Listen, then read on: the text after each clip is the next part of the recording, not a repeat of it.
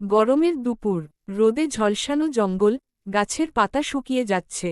শিয়াল হাঁটছে ক্লান্তভাবে।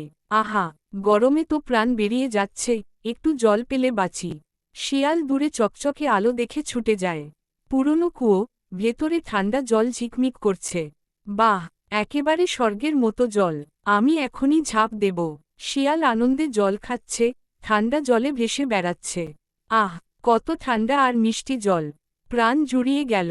কিছুক্ষণ পর উপরে ওঠার চেষ্টা করে, কিন্তু দেয়াল পিচ্ছিল। বারবার নিচে পড়ে যায়। ওরে বাবা, এত বড় বিপদে পড়লাম আমি। এক ছাগল কুয়োর ধারে এসে ভেতরে তাকাচ্ছে। শিয়ালকে দেখে অবাক। আরে শিয়াল ভাই, তুমি এখানে কি করছো? জল কেমন? শিয়াল মাথায় বুদ্ধি খাটায়। আরে ছাগল ভাই, এ জল তো দারুণ ঠান্ডা আর মিষ্টি। তুমি নামলে আরও মজা পাবে। ছাগল এক লাফে কুয়োর ভেতরে নামে। জনে মিলে জল খাচ্ছে। আহা, সত্যি কত ঠান্ডা আর মিষ্টি জল! কিছুক্ষণ পরে ছাগল চিন্তিত হয়ে বলে, কিন্তু এখন তো আমাদের বেরোতে হবে। আমরা উঠব কিভাবে? শিয়াল চালাকি করে হাসে। চিন্তা করো না, তুমি দেয়ালে ভর দিয়ে দাঁড়াও, আমি তোমার পিঠ বেয়ে উঠব। তারপর তোমাকে টেনে তুলব। ছাগল দেয়ালে ভর দিয়ে দাঁড়িয়েছে। শিয়াল তার পিঠে উঠে কুয়োর বাইরে চলে আসে।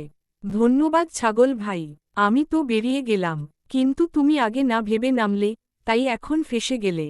শিয়াল হেসে হেসে চলে যায়। ছাগল কুয়োর ভেতরে দুঃখে ডেকে ওঠে। ছাগল কাঁদো কাঁদো। আহা, কেন যে শিয়ালের কথা শুনলাম!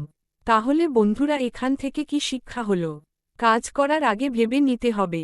শুধু লোভে পড়লে বিপদ হয়। চালাকি করলে অন্যের ক্ষতি হতে পারে।